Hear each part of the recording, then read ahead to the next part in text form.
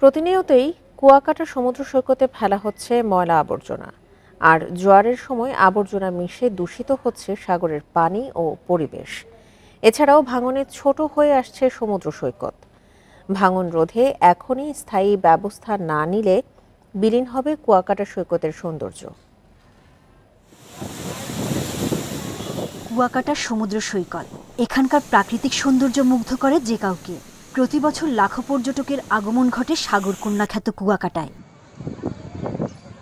নানা সমস্যায় জর্জরিত দেশের বৃহত্তম এই সমুদ্র সৈকত বর্ষা মৌসুমে তীব্র ভাঙনে ছোট হয়ে আসছে সৈকতের প্রস্থ। হুমকিতে রয়েছে মসজিদ, মন্দির, দোকানপাট ও টুরিস্ট পুলিশ বক্স। বিলীন হয়েছে কুয়াকাটা জাতীয় উদ্যান।